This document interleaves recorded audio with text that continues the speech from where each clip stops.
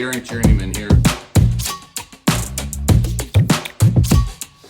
Today's video, I am going to show you how to use a gimbal.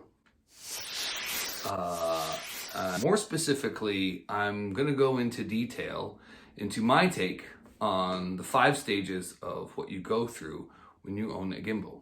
And I can do this because I just recently bought my first gimbal. It is a Zhiyun Smooth 5. This is what it looks like. I'm not sure if I need to do a disclaimer because I bought this. This was not given to me. This is not sponsored at all. But this isn't so much a review of the gimbal itself, but it's more the process of what it's like while learning how to use a gimbal, or more an examination of the 5 stages you go through when doing anything creative. Here we go, starting with stage 1.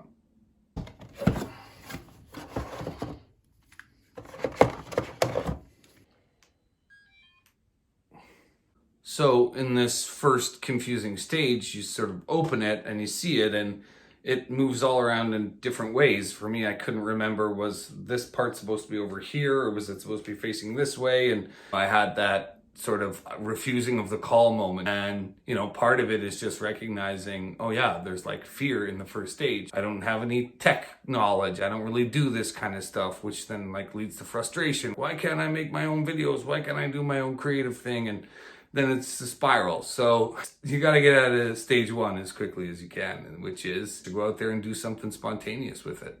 And once you make that leap, you get to stage 2. The second stage is probably the fastest stage. It's called the balance stage. You know, because you're just learning how to balance your phone on the gimbal. It's also the phase where you're just learning what each of these little buttons do and each of the different menu settings. I watched a lot of the tutorial videos. Actually, I'm just rewatching Bad Star Wars. This is probably the scene that bugs me the most. She hasn't seen him in like 20 years, since the end of the war. She's traveled halfway across the galaxy to go find him. She just got into a laser fight with these marauders at like 4 meters. Oh no, but like, you know, I'm not resentful at all. Like, I just did it for love. So happy to see you. People don't work like that. You get resentful when you do something for someone you love sometimes. Sometimes. You see that there's this little joystick right here. So that joystick right there moves everything up and down and around. So you can do it manually. There's an automatic function here that keeps the camera where you're looking in the middle of my frame here. When I push this little trigger right in front of me here, it makes a little box around the camera. So if I move up this way, the camera stays right in the center of my frame. If I move down, camera's in the center of my frame. I can come this way, it'll pan over. I can come this way, it'll pan over like that. And I can also turn that function off so that if I want with the joystick, I can try and come up and keep you in. It's much harder, obviously. What you're trying to learn is that, again, that's like the technique thing, right? Of how fast can it move, right? So you're just getting through that kind of stuff. But once you're balanced, that's when excitement really starts to come. You start to think about what you want your first project to be. You start to experiment with your first shots. And that's when you get to stage 3. Using a gimbal is easy. This to me is such an interesting phase because I feel like it's the child mind that the Buddhists talk about. That idea of just having that enthusiasm that comes with learning something that's new and novel.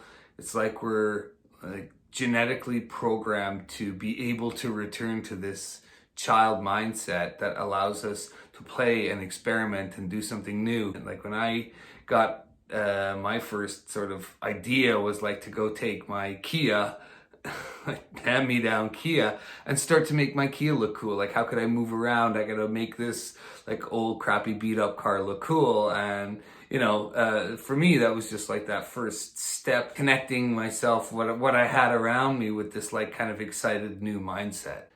And so very quickly you feel like, oh, I've mastered this thing, you know, I've got a couple of shots that I can see from someone's YouTube video that I can do. So, hey, you know, I got this under control. Using a gimbal is easy. And that's when you move on to stage 4, which is using a gimbal is hard.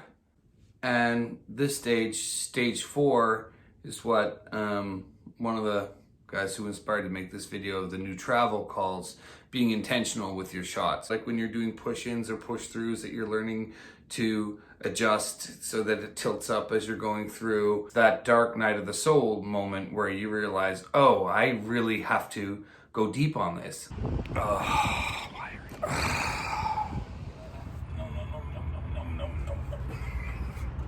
no, not that. Why the fuck would you do that? I don't even know what I'm doing anyway, so. Oops, don't turn it off without the thing attached to it. I have to learn to be patient. I have to learn to take the time to slow down and move in an intentional way. You have to learn how to ghost walk or ninja walk, you know. At first, you know, there's always this bump, up, bump, bump, up, bump, bump, bump, bump, especially when I was trying to do my first orbital shot on the Kia. You know, I was very up and down and my framing wasn't right. So, you know, investing the time and the energy to figure out how to ghost walk smoothly. To say that learning the technique physically for yourself and hopefully being able to integrate that with a camera that can help in terms of the stabilization, that's when you can start to get those like cinematic shots.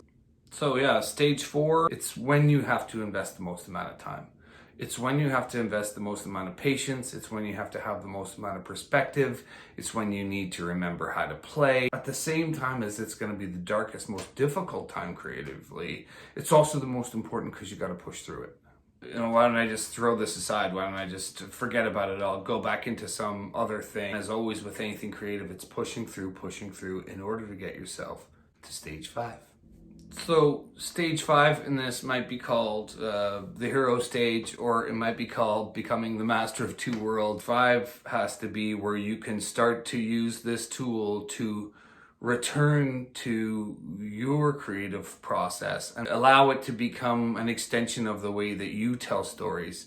So I by no means would say that I feel like I've mastered the gimbal, but I'm going to put together a sequence here of some shots that I've been working on because I was just down in Pittsburgh last weekend, and piece it all together just to see what it's like, see if I can start to be able to find my style and how I use the gimbal and use it to be able to see the world the way I see it.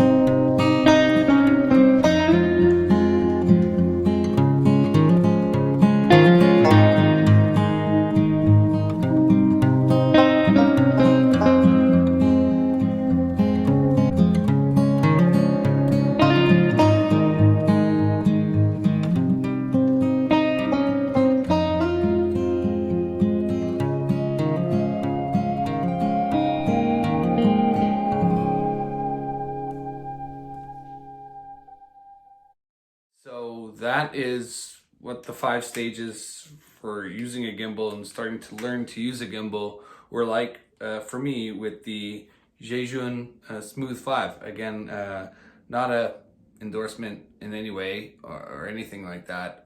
This is just one that I, you know, found and it was a good deal, and I'll put a link to it in the description below. You know, you put a little tripod on the bottom here and it feels strong, feels sturdy. It seems to do everything that I want it to. Bluetooth connection to an app that helps you shoot straight from your phone, which I thought was fantastic. So yeah, cool. Hopefully I'll have some more videos coming out soon as I learn to move on to slowly onto stage 5. Probably still on stage 2. Anyway, thanks for tuning in.